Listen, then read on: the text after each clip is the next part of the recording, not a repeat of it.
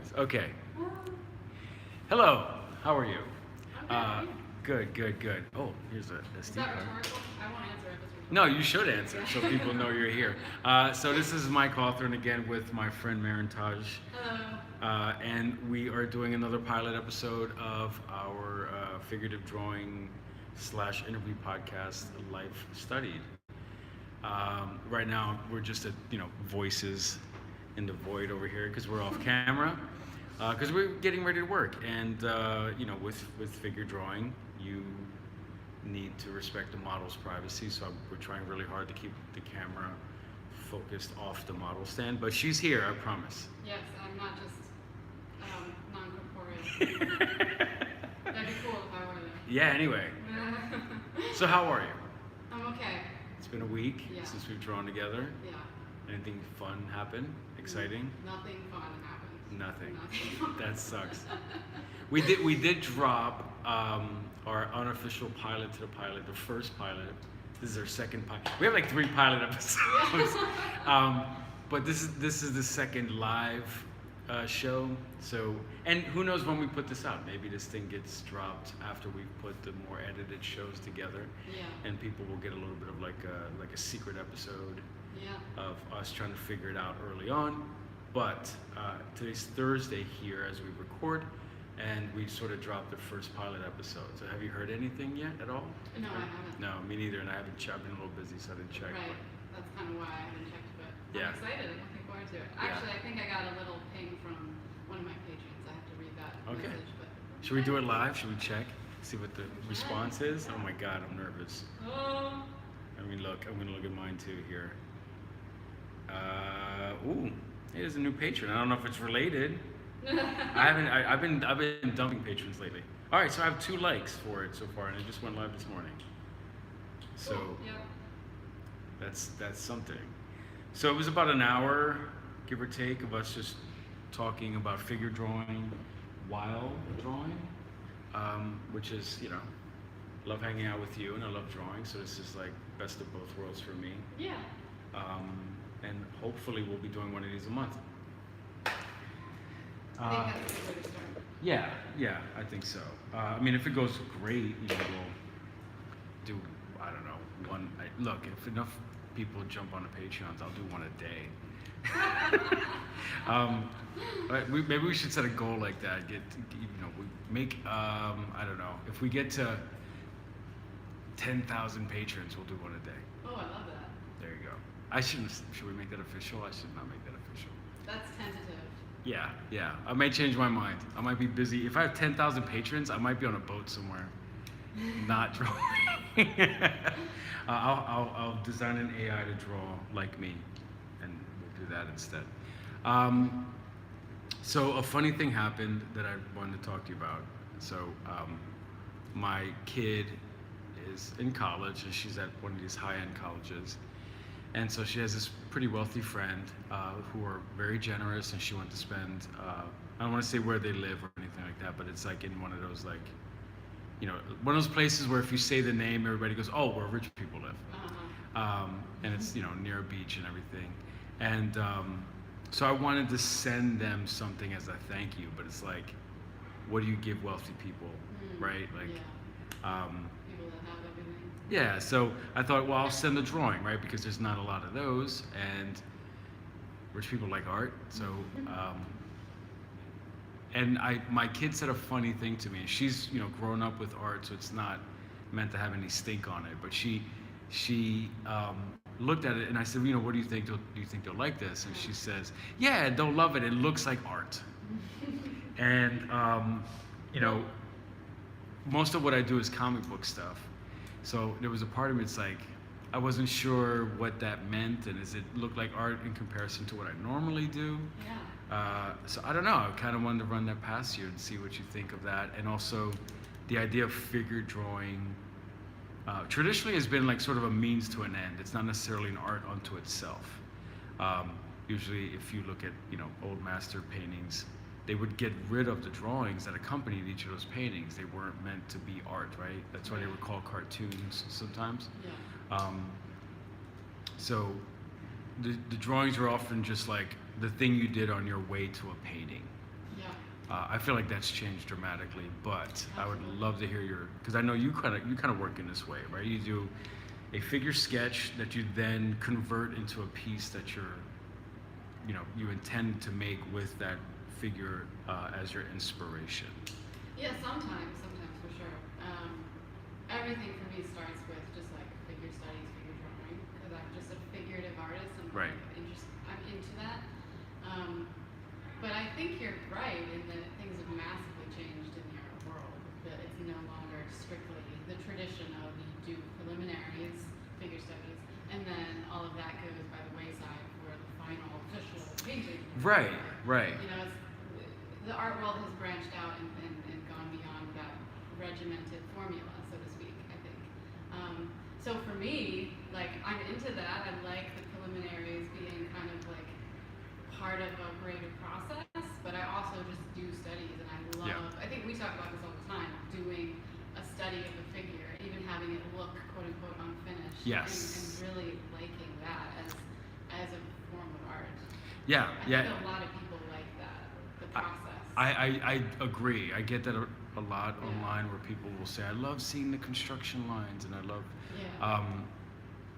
but it still begs the question. I wonder how it looks to the average person. Does it look like, is this the art, quote unquote, or is it just a thing on its way to art? And I was surprised because I wouldn't have been surprised if it were someone else that said this, Oh, but really? because it was her and she's so familiar with my work and Yeah. she's an artist herself, and I was just like, okay, like, because it was like art in quotations, and what does that mean to you? And so Did you talk about her, about what she said with her? Were you like, what do you mean by that? I didn't, because I didn't want to put her on the spot. Like, I didn't want her to feel like she made me feel bad, because she didn't. Yeah. Right. I was more curious about her thinking, and I thought, like, if I did it right then and there, it might feel like she might backpedal and like, no, I didn't mean that. So I figured I'd give it a little bit. She's off again visiting another friend, and so I will talk to her when she gets back. But Yeah. I'm just, it's a funny place to be, because I think you and I love figure drawing so much that that's kind of all you need. Yeah. And if something else comes from it, then awesome. Yeah. But I also recognize, like, that's not how most of art history has gone, right? Like, I went to see a show when I was in college of Michelangelo's, just like his drawings. And I remember just looking at them and being struck by two things. One was the fact that, like, they didn't look that different from what we were seeing in the studio, right? Like, you see the stuff and you expect it to be, I mean, not that it wasn't amazing, Yeah. but it wasn't like, it didn't like knock your socks off. It was just an artist figuring things out. It was familiar to you. Yeah, Right. that's a great way to put it. And then the other thing was the idea that this was so rare to have these drawings in the first place, because often, these guys would just throw them away, right? Like, they had zero value to anyone. Right. Well, and that's kind of what's changed over the years. Like, contemporary artists will go back and see what they've stored in their studio, the process. They look at all the fluff and they go, Yeah. maybe I can do something with this. Maybe I can sell this. Maybe I can ask people on my Instagram, hey, do you want to buy these studies?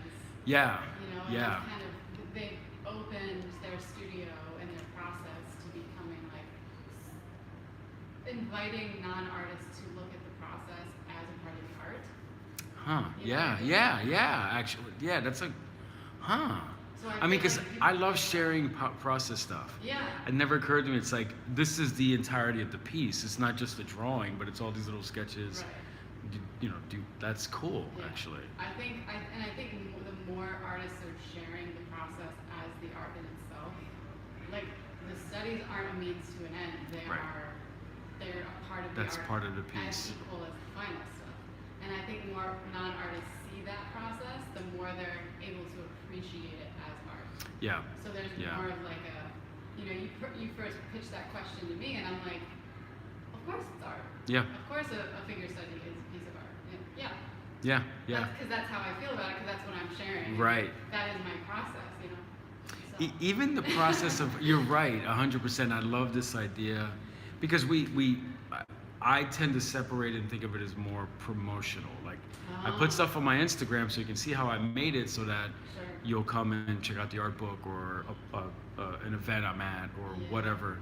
the idea of just this whole thing is the art is cool. And maybe we're talking, and smarter people than me have like already figured this out. But there is a performance aspect to it now too, because we're recording, we're doing this live. Yeah. And so, what's the art? Is this entire sketchbook the art, or is each individual piece the art? Is the video of the piece happening? Like, I don't know. I don't know stuff. And I think it's kind of healthy that as artists, we don't really know for sure. Yeah. We're saying like, I think this is art, and I'm sharing what I think is art, Yeah. and what I like about my art. And then it's kind of like we make that decision for ourselves, but then we leave it a question mark for the audience, and they Yeah. can kind of opt in or not as they like. True. Like you might share this, what you're saying is art to this person that you're gifting this piece Right. to, and they might in their minds go, well, this isn't really art to me. Yeah. I'm gonna buy like a really fancy framed painting. Well, that's how I felt, right? I felt like, oh shit, man, like I love this drawing. Are they gonna give a shit, right? Like if this Yeah. isn't, am I giving them like the steering wheel to a Maserati? And they're like, where's the rest of, what is this? This isn't the whole thing. What is it? So, Well, and that's the risk. That's the risk that artists take. Like, oh, we might be putting something out there that we're confident in, Yeah. but the other person, the audience, is going to be like, what the fuck is this? yeah, You know? yeah, And yeah. we have to be like, okay, you don't agree, okay. And it's funny that we are having this discussion as figurative artists, right? Yeah. Where like conceptual artists, abstract artists, they had to face this kind of debate to turn the century and further on. Yeah. Is this art? There's the guy, I can't remember his name, that like all my artist buddies always get annoyed about, the guy that like nailed a banana to a wall or something and sold it for some insane amount of money, and it just gets everybody enraged. Like, is that art? And it's not. And the guy's completely confident because he sold it. Yeah. Where you and I are taking the time to draw something and wondering, well, is just that art? Yeah. And I think it's because it has like, if I nail a banana to the wall, that feels like that's done. Yeah. Uh-huh. A figure drawing that's just sketch in a sketchbook feels a lot less done, although there's way more time and effort put into it. Mm-hmm. And that feels weird to have to contemplate. Like, Yeah. because I like bananas, I would want to just eat it. I wouldn't want to nail it to it. So yeah, the other odd thing, the feeling of putting it in, I don't put most of my stuff in frames unless I'm gifting it. Uh-huh. And so the act of putting it in a frame Uh-huh. also made me think, is that what she's reacting to? Like, Ah. it was in a sketchbook a second ago, Yeah.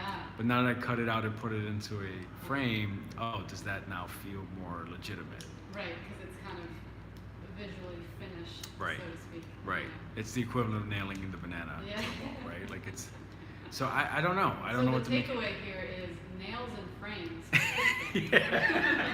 I'm gonna have an art show where I just nail every drawing to a wall with a banana just right through it. So yeah, it's a lot to have to manage as an artist. You just want to make images, and we have to Yeah. worry about all those incidental things. So Well, I get a lot of inspiration from watching like artists that I look up to or appreciate on Instagram or whatever, and some of them will just be like, "Hey, this is a doodle in my world, Yeah. but I'm gonna kind of present it in such a way, Yeah. and that's a finished thing for you to take home and appreciate." yeah, we did it with a Kickstarter where I don't remember which one it was. It might have been the anatomy book, but I don't remember 100%. And we took an old sketchbook, and we, Kickstarter works in tiers, right? So you buy the book for this much, but for this much extra, you can have all these other goodies. One of them was you got a drawing from the sketchbook. So we chopped up an entire sketchbook worth of stuff. I came in here to the school and cut a bunch of mats. And just putting them in mats made them feel, because I was just going to cut them and put them in the book and mail them out. My wife's like, no, it looks terrible. So we put them in mats, and all of a sudden we had this sketchbook that just looked like, man, I should be hanging this thing up in a gallery somewhere. It just Yeah. feels now like a complete piece. Yeah, for sure. The presentation really takes it to another level. Yeah, for sure. Like I had, what was it? What were they? 5 by 5 inch, 4 by 4 inch little tiny square. Oh, those little watercolor portraits, studies. they were gorgeous. To me, like just in the process in the studio on the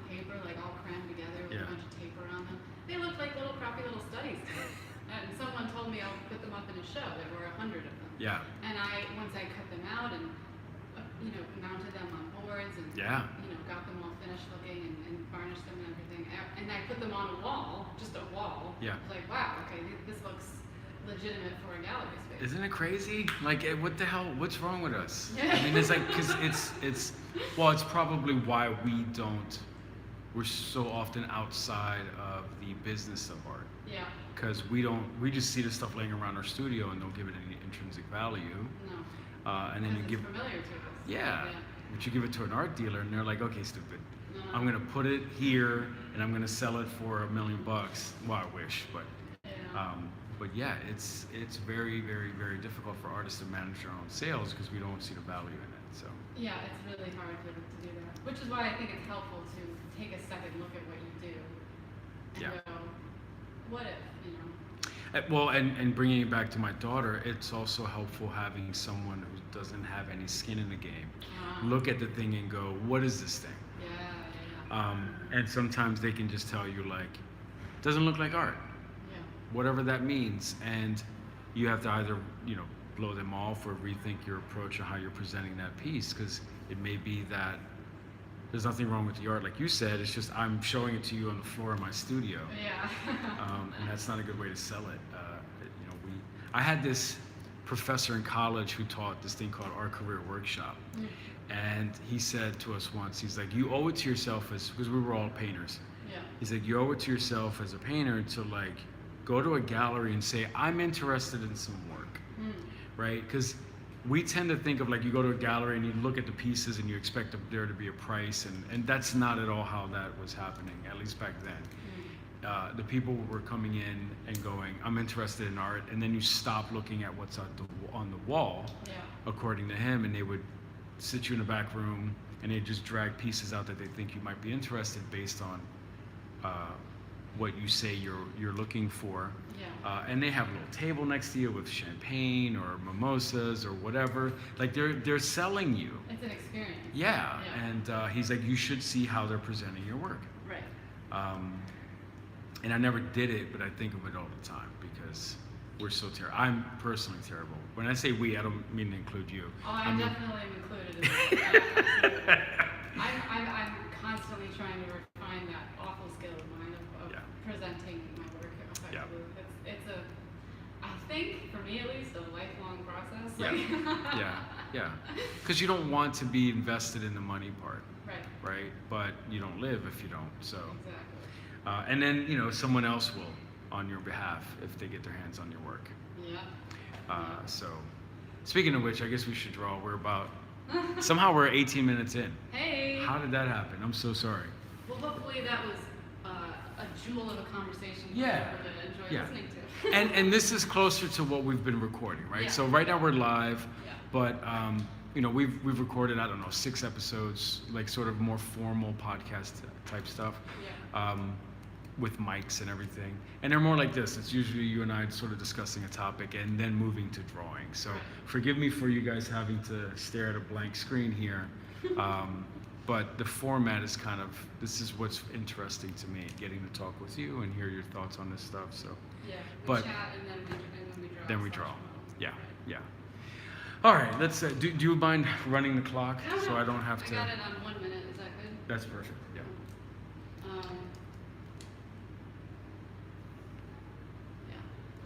And in the other episodes where we talk before we draw Right. model, you'll be seeing us. Yes. I should have mentioned that part. So we have we have a wonderful helper. So we're here at Pennsylvania College of Art and Design, who's been sponsoring the show, and they have been great not only about allowing us to use the space, but our friend Alex, she's been sort of the tech, whiz, yeah. And so she's set up all kinds of mics and cameras, and you can see us on screen eventually once we get those videos sort of set up. But the format is definitely more like talking at first, and then getting the drawing, which is what we're doing today. So when you're working on a piece, right? And so you have your reference you're sort of using as inspiration, or do you look for, do you have a rough idea and then you go look for a reference? Does the reference sort of feed the idea, or is it the other way around for you? My process lately has been, well, for quite a long time really, I've been kind of honing over the years. I work daily, regularly in my sketchbook, Right. and just taking ideas down, taking visions down, taking thumbnails down, really. And then I build up material from that, which is a combination of working through imagination and reference, a combination of reference. And then I'll go back through those and like whatever sketch or drawing that I've done that resonates with me most or fits kind of a theme that I'm working in, then I will decide to take that to more completed state. That's cool. So you have a bunch of stuff to work from then, or Yeah, before you've actually started a finished piece. Exactly. I never go, I used to, but it doesn't work for me anymore to go, all right, I'm going to start a finished piece, now let's do a sketch of it. Yeah, yeah. That drives me nuts, and frankly, as an undiagnosed ADHD, like neurodivergent person, I can't commit to that. Yeah, no, and it makes more sense. I mean, so much of my work is dictated on like I have to draw a thing, I got to go gather all these references for the thing, and I got to do a sketch, and it's all geared towards the final thing. The idea of just doing exploratory sketches and then kind of mining them later. Yeah, mining sounds them. awesome. Yeah, that's a good way to put that.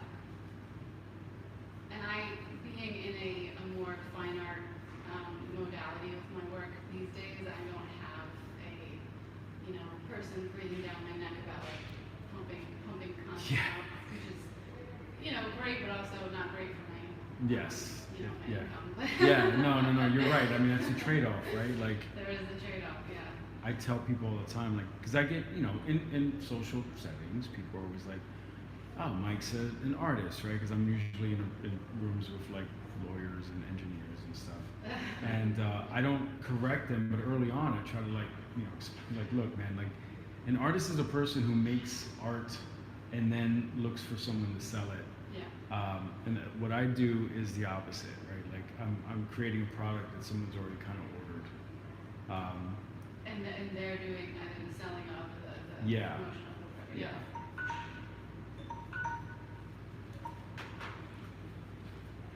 So these are all minute sketches if you guys are just joining. So here, give me a second, Mairin-taj. Yep.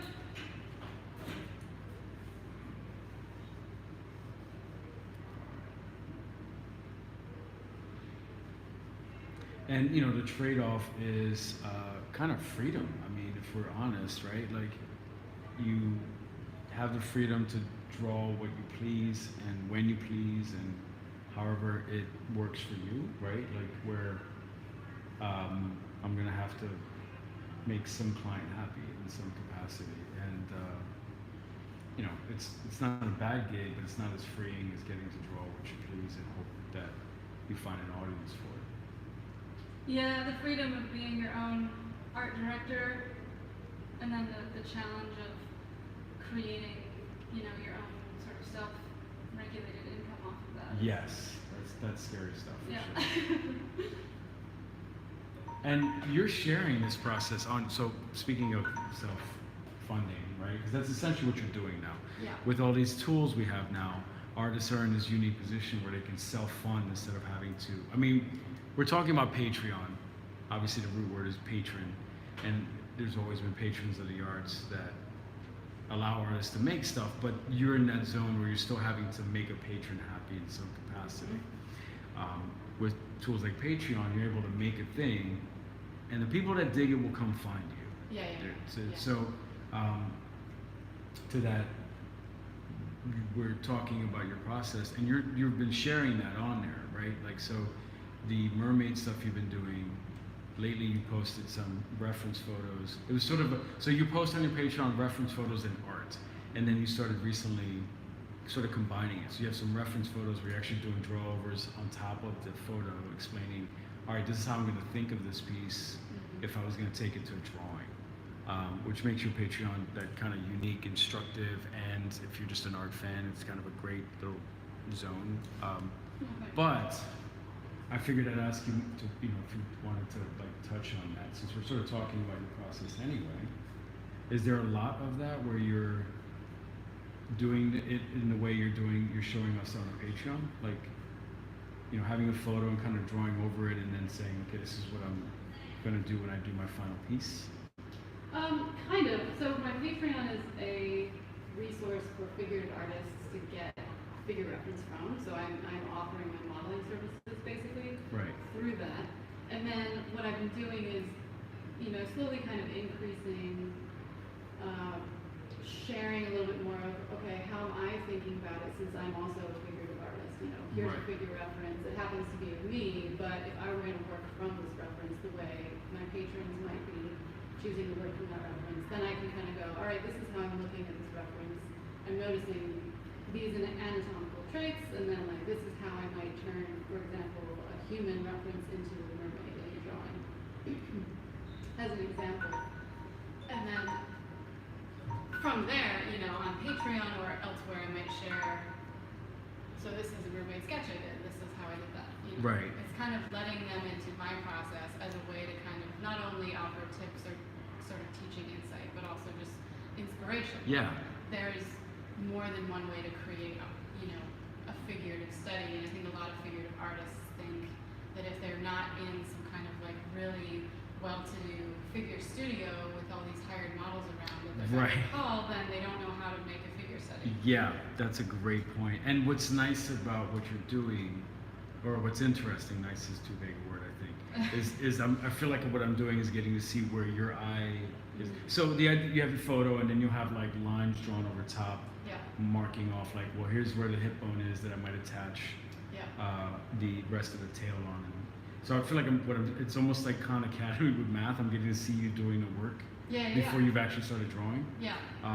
Which is to me really interesting, just to like how you might approach teaching this stuff. Okay. Yeah. Yeah, it is a bit of an exercise in like sort Yeah. of teaching a lesson, so to speak. But like with the reference, like the photo reference of the figure, and then me kind of via Photoshop drawing over that to show you what I'm thinking about. That's me just kind of trying to visualize for the audience Right. the way I'm looking at how I'm going about my studies. Right. But I don't necessarily, like, I wouldn't take a photo reference, go over it in Photoshop, and then... For your own work, you mean? I would not do that. Yeah, Because yeah. I do that in my head. Right. So I'm kind of trying to take what's in my head and show it to a viewer. That's exactly what it comes off like, and it's super Okay, good. helpful. Yeah. And I mean, we do draw like in the anatomy class. I will bring a photo up, project it, and do a Yeah. draw over. But it's not like what you're doing. I'm more going over it to say, here's where the pelvis is, here's where the rib cage is in relation, that kind of thing. It's interesting to see you work your way through how you might draw this thing. By the way, do you want to bump it up to Sure. 2 minutes, maybe? Yeah, let's do it. That's interesting that you say that, because you totally inspired me to make those little Photoshop alterations, because I've been in your classes and I was thinking with my Patreon, like, okay, how am I going to show what's in my head, Right. what I'm noticing anatomically with the figure, to share that sort of little quote-unquote lesson to people online. Like, how do I do that? So I was just like, all right, I'll make some neon colored marks on Photoshop, and then maybe they'll be able to see, like, okay, this is what I'm paying attention to. Yeah, we're sort of seeing where your eyes are scanning. Exactly. Yeah. Yeah. And by doing it that way, you don't get so fussy about the drawing. You can just go, look, here's that thing I'm talking about. Yeah. So yeah, and it works like a charm. Well, you inspired that. So Well, thank you. You get a lot of credit. Maybe I should say you more. I don't. No. It's all good. Because I'm not. That's a lot for me to even do that. Because I'm not a techie person. Yeah. Like, I don't work digitally at all. So for me to be like, all right, let's take a photo of myself into Photoshop and mark it up. Right. Like, that feels so weird to me to do. Yeah. No, it's not. I'm not super techie, but I'm fairly good at it only because of just knowing. I don't like not having tools, and Yeah. for me, I got the idea from my kids working on Khan Academy, which she did it with math. I mean, it's nothing, there's no photo, it's just, you get to see him drawing the math out. Oh. And so I just thought, well, I'm going to try that in the anatomy class, because you can, show a student like, okay, look at the figure. Yeah. This is the clavicle. This is the whatever muscle. And like And- that crust. yeah, and they'll go, oh yeah, okay, I see it. Yeah. And then they go, and then they don't draw it because they can't see it. Yeah. And with the tracing over, it makes it super clear. This is where that is. There's no, confusion. Yeah. But also, if you get them to do it, sometimes I think it helps because there's so much pressure on you when you're drawing the figure to draw the figure correctly, that you start to mix up wanting it to look good and learning how to do it, because it's hard to do. It's hard to learn a dance and perform the dance well at the same time. And I'm going to use, because of your history in ballet. That's you a know, very apt way to say that. Yeah. But that's what these guys and girls are kind of doing, right? Yeah. And it's tough on them, and there's a lot of pressure, and then they have to do it in a room full of other students Yeah. who you are convinced they're all better than you. Yeah. So They're learning to see something for the first time, and they're learning to represent what they're seeing, yeah, and yeah, that's difficult. So, I think it's a genius way to help articulate that, because if you're not showing it visually, like what we're talking about, then you're just trying to talk about something. that's not visible. Yeah, Right? it's not always. visible, and then that just gets lost. It gets lost in the translation. Right. And you have talked about having an anatomy teacher that presented stuff that made, she made you feel like you could see through the figure to the skeleton underneath. And I'm not that good a teacher yet, so watching you do these little trace over things, it felt like seeing you explaining visually what this teacher was able to do for you, which is awesome. Well, that's cool feedback. Maybe I'll do a little more of it. I mean, You should. I was planning on it, but I guess I should do it more regularly, consistently. I think you should. Yeah. It's a great way to combine, because your Patreon's almost like two Patreons, right? It's your own art, and then it's the references that you make available for folks like me. Yeah. And I love both, but when you're doing these things, you're always trying to figure out, are my offerings making sense? Exactly. And this is kind of a smart way, I thought, to tie it together. Oh, good. Thank you. And thank me, you did it. It's being refined slowly, gradually. Yeah. Yeah. Like you keep refining what you do to kind of make it make more sense. Exactly. That's the point. Well, this was a smart refinement, I think. Okay. But that instructor, and I wish I could remember her name. I don't remember her name. Maybe I can ask the PCAD. She taught me here. I went here. I'm a student. I'm a graduate and an alumna of PCAD. I can ask them for the record. Yeah, because all the folks that I never got to meet her, because obviously we teach the same class, just years apart. Yeah, and she was only here for a few years. Really? Yeah. Oh man. The And students. Sorry guys who have graduated from here long ago, but with me, but a lot of the students wanted to get her fired because she wasn't teaching. They didn't understand what she was trying to teach. Yeah. They didn't feel like it was clear enough. yeah. So, but some of us really loved it. Some of us thought it was, a great lesson. Right. Like me. Well, and we should probably make it clear, just because PCAD is. I mean, we have our opinions that are separate from whatever PCAD does. And it sounds kind of harsh to say, oh, they wanted to get her fired. Yeah. It's one of the benefits of a smaller school like PCAD is that you're listened to, and if you're struggling with someone, you can get someone to hear you out. Now, I think the department's much different now, and I don't know that this person got fired because of something students did. She may just didn't want to hassle, but didn't want the hassle, and she may have just bailed on her own. But still, it's unfortunate for sure. Yeah, if the majority of students is, not comfortable for whatever reason with the way an instructor is teaching, then they get their voices heard, and that's great. Yeah, because when I was in art school, I was at a bigger school, and you couldn't do anything without giving your social security number. That's who you were. Wow. You were a literal number, and it's kind of nice here that students can move the needle if they want to just go to the D and talk. Yeah, yeah, express their experience from other Yeah. learning. For sure, I think that is good. But I did really like this instructor. I think she brought a lot of new perspectives to the table, and it definitely helped me in how I learned I was in the illustration department, so I learned as an illustrator how to articulate the anatomy of the Right. figure without, getting terribly confused. Yeah, yeah, and that's one of the nice things again about, and I'm not doing this to like sell the school, but I do like that the illustration department still kind of makes you take some traditional, Yes. anatomy type figure drawing things, because I don't think that's necessarily the case with every art school anymore. But I wonder who this was, and I wonder if she's still out there teaching or what she's doing, you know? Yeah, I gotta get her name again and credit her. Yeah, because all the people that would have been working here with her are also gone. Sort of like Oh yeah, it's a they completely aged different, out. Yeah. Yeah. It's a completely different administration? Yeah, it really 100% down. From the head of the department to the dean of students to the dean of the school itself, and it's weird for me because like I when I first started here, I was like I was the youngest professor, and it was weird. I get confused for being a student, and now I'm like I walk in the room and I'm like one of the older guys. I'm like, holy shit, what's happening?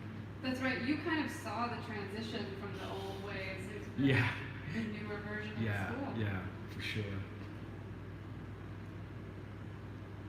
And yeah, all the instructors used to be way older. Much older, yeah. And that's neither good nor bad, I guess. No. But I can say that now that I'm getting older. When I was younger, I kind of remember. Get all these old farts out of here. No, I'm just kidding. I never said that. But I think it's great to have a mix personally. Yeah, great. I had a painting professor who was an older guy, who literally taught me like, here's a recipe for egg tempera, which nobody uses anymore. Yeah. Just stuff that like only older painters would know about. So I think there's some benefit to it, and it's not all kids running the school by any means, but it's certainly not the same school as the one you went to. No.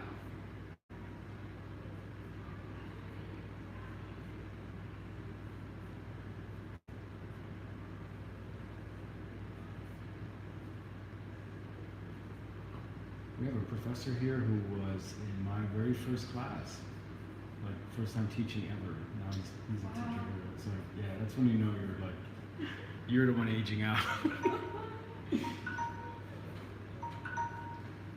He's great though. I mean, he was kind of a star when he was here. So I'm not surprised at all. You want to do twos? Do you want to? What time is it here? So we're at about 38 minutes. You want to bump to some slightly longer ones? Yeah, let's do 5. Okay.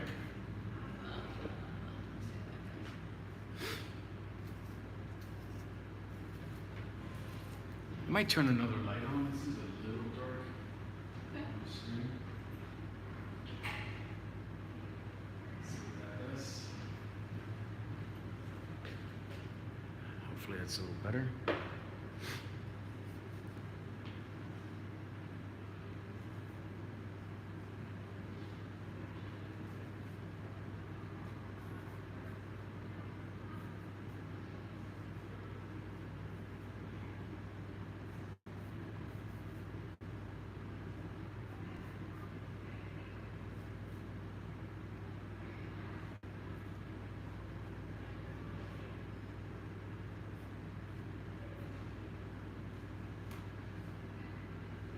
Sorry for any background noise, folks. We are a working art school, and even though it's summertime, there are kids and teachers and stuff running the halls. So. I guess there's like a summer camp for younger kids.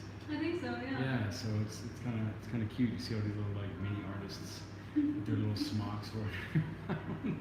So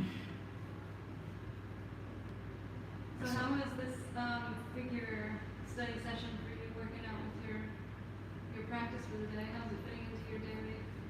It's nice because I do like I do daily figure drawing stuff, but it tends obviously to be from photos or videos because you can't, in the studio I can't go do this every day.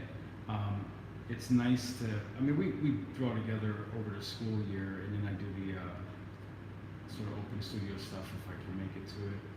But this is nice to have. Look, the more mileage you can get with this stuff, the better your work gets, and obviously, like it's working with an actual model. Like nothing beats that. So this is awesome. Yeah, and we try to impress that lesson that we've learned to the students when we're here. Yeah, I mean, because they have access to it and they don't always take advantage of it. And you're like, dude, go to Open Studio. Like, I mean, we obviously as professors and whatever, it's important that we instruct them. But I mean, there's a part of me that wants to just like shake them and say, like, look, dude, if you just go and draw the figure over and over and over, you're gonna see improvement even without anybody over your shoulder telling you, that's too big, that's too small. Yeah, just the practice of doing it on your own is a way to improve.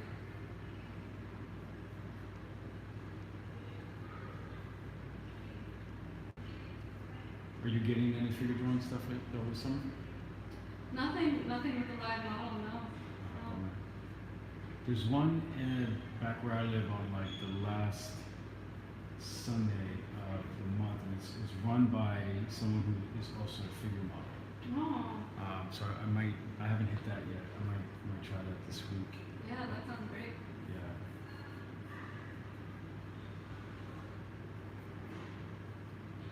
And she's great. She does like murals and runs this thing, and I think she works as like an in-house artist somewhere at some corporation. And Oh, cool. so she's very busy.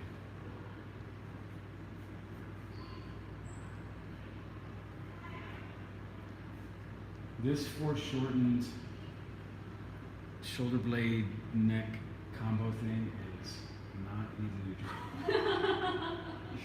It's a great pose. I mean, no, I'm not complaining. But yeah, this is one of those like where I'm gonna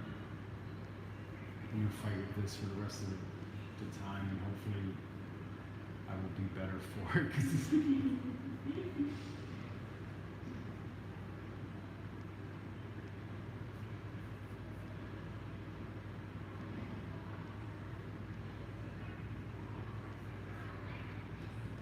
it's always as like, I mean, this is not only foreshortened, right? So you're kind of you're going away from me in space.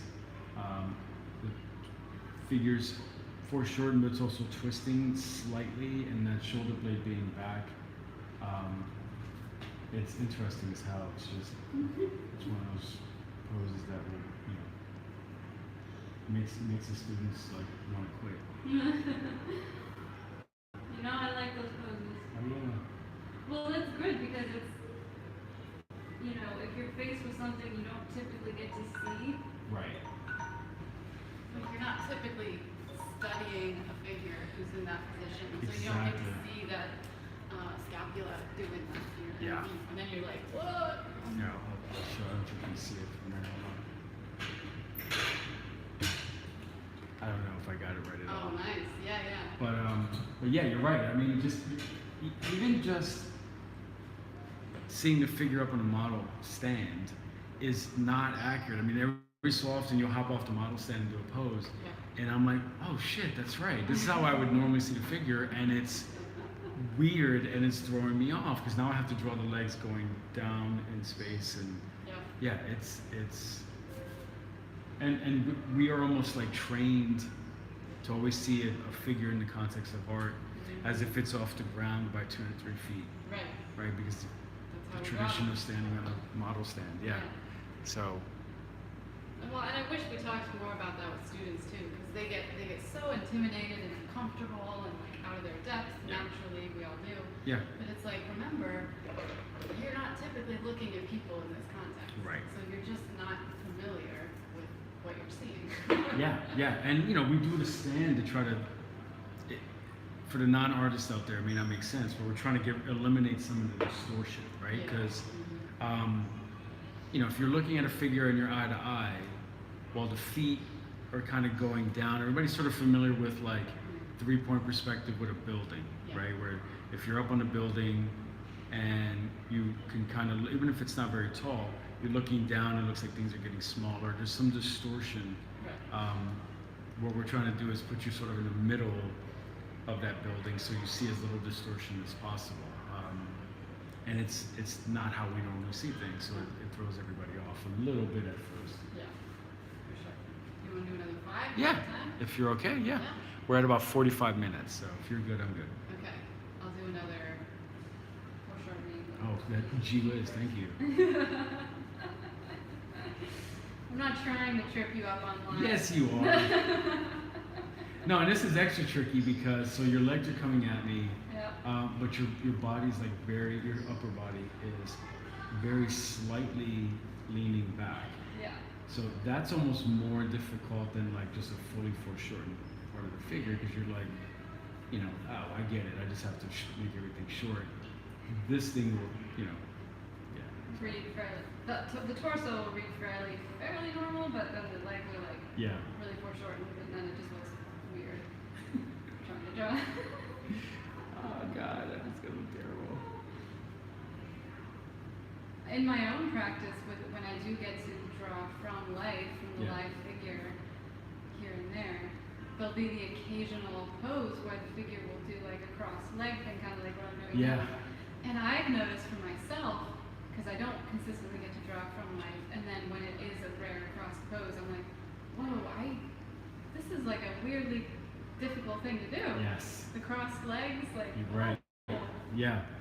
And it's, as a model, I feel like I do it a lot, but I guess I'm just trying to kind of, knowing it from the artist's perspective, I want to give you or whomever the practicing artist is more opportunities to do something that they're less familiar with. No, it's great for growth and learning, and it's awesome. But I mean, it's why, you know, like students always hate drawing hands, and if you really want to torture them, you interlace the fingers.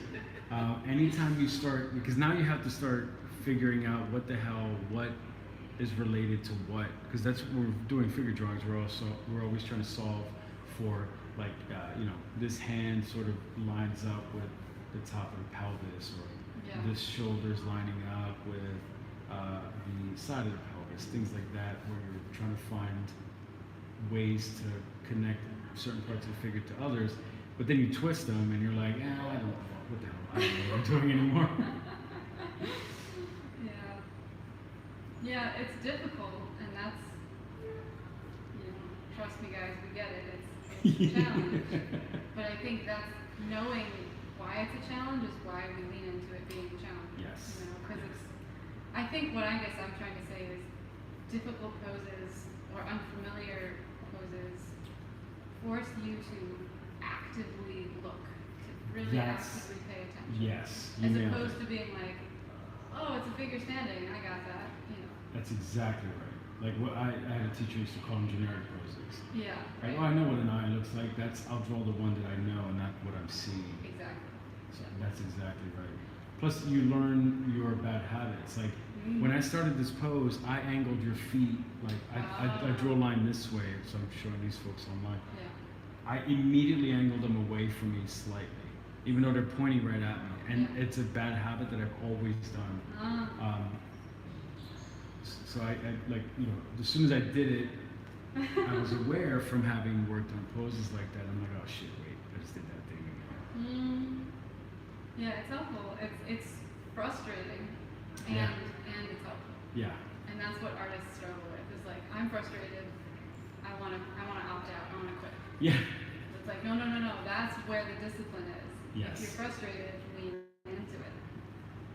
Stick with it. Yeah, I mean, it's how do you convince students, hey, this feeling really sucks right now, and you kind of hate everything. Do more. Can you do that again tomorrow? Yeah, that's right. Can you do it in your free time after class? Yeah. Yeah, choose that discomfort again and again. It's not easy.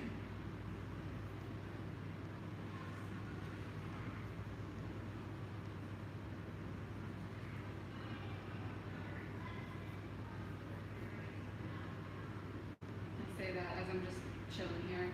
No, but you do this on your own. I mean, no one's making you draw. You're doing this because you love it, and I think I respect the hell out of that. I think it's awesome. You're always posting tons of art on your Patreon and your newsletter. Yeah, yeah. So you guys should all be signing up for both if you're out there listening. Yeah, if you're out there listening and you think I'm just talking shit, I do walk the walk. I knew I wasn't gonna finish it, and then the legs look so weird. Ah, God damn it! All right, what are we at? That's the process. We're at 51 minutes. You want to do one more and just call it? Sure, yeah. Another 5? Yeah, Sound that's good? fine. Okay. As long as it's cool with you, yeah. I might fit one here. Yeah, I might be able to, depending on the pose.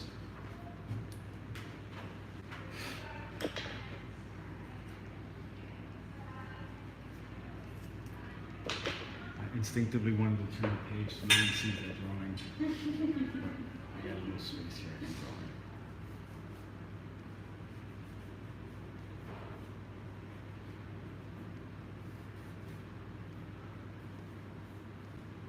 This is something we do a lot with students.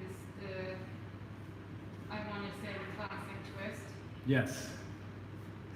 To- So you want to explain, so they can kind of see my sketch, but it's really rough right now. Yeah, you just started, yeah. Well, But- in general, we like doing poses where I physically, as the model, am twisting my spine so that we're seeing the relationship between the three main masses of the figure: the Yes. skull, the thorax, or the ribcage, and the pelvis. It's funny because that's the first thing I went to. I was trying to twist. So specifically your right side, because your hand, not only are you twisting your figure, but your right hand is back behind you a tad bit. Yeah. So there's a continuance of that twist in the shoulder blade. Yeah, And I immediately was trying to get those lines to get that tension in it. Yeah, that tension. It's the spiraling of the Right, figure. right. So not only do you get what you were just explaining, the relationship between the three main masses, but it's a way to take a static pose and like put some energy into it. Exactly, yeah. And typically, like, a typical pose for me is I will do this twist, but I will be standing. Right. Because me seated, really foreshortens the legs, and that gets really complicated. Makes people cry, but. Like me. I'm people.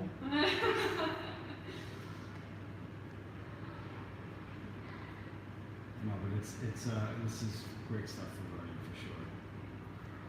And it's the thing, that you see students fight with and not get. Yeah. And they just get, keep going over and saying, you gotta twist this, you gotta twist it. And you can see them getting frustrated with you until they finally get it. And you go, holy shit, okay, yes, that works.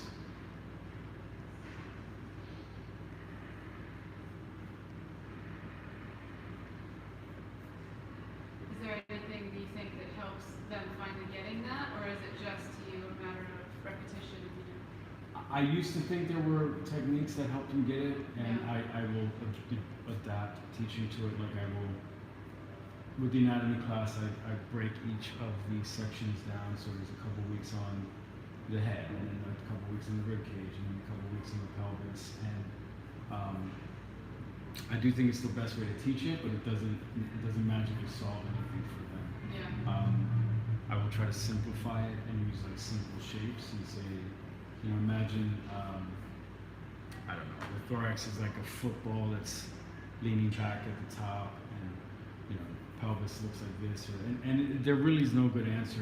Some students will immediately get it, some will not. Some will like obsessively start drawing a football now. Every single time you have to draw the figure, and you're just like, no, I didn't mean for you to literally draw, it as a football, just to imagine it that way. And it really is one of those things that I wish I could take credit and say, well, it's my teaching technique that gets them to understand it. But I think it goes back to what we were saying. It's the repetition of just working with the figure. Yeah. And it's like those old, those stupid puzzles they used to sell at the malls that were like dot patterns that you couldn't see anything in, and then if you stared at it for long enough, some image jumped out at you.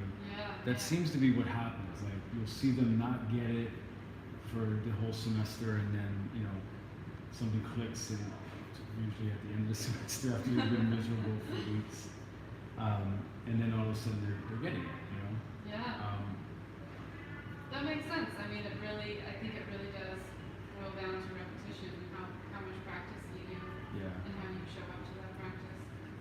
Well, and again, an exposure to the model, the figure. Yeah, right. Yeah, know, absolutely. like just studying and observing, and hopefully like getting enough from me to see what you're looking at. Because many of them, it's shocking actually how often they have this concept of like the rib cage as this flexible thing, right? Because we see the spine, how much it moves, and they'll bend as if like the rib cage is made out of like rubber or something, but yeah, and it's hard to get them to like, no, dude, that doesn't move. Like you can't squish, and it's not a slinky in your chest that lets you just compress the thing. But yeah. All right, so we'll call it a day. That's a good day. Yeah, it was. Thank you to everybody out there who's supporting the show on Patreon. Thank you for just watching it on YouTube and commenting and just maybe sharing with your friends. We appreciate it very much. Again, we're sponsored by the Pennsylvania College of Art and Design, PCAD, here in downtown Lancaster, Pennsylvania. If you're interested in art schools, you should come and tour, check it out. Mairin-taj, you want to tell us where we could find you? Give us your Instagram, your Patreon, any of that stuff you want to share. I'll put links in the description, but... Yeah, in the description below. Well, you can find me, the easiest way is to find me on Instagram at studio_Mair, M-A-I-R, and from there you can get all my links to Patreon, etc. Yeah. So you can see kind of what I'm up to there. Yeah, and you share tons of art, but also like lifestyle stuff. Yeah, artist perspectives. Yeah. And the newsletter's great, very instructive. So look up her work. You will be very, very happy you did. My name is Mike Hawthorne. You can just find me wherever. And thank you for watching the show, and hopefully we'll see you guys next month. Yeah. Peace.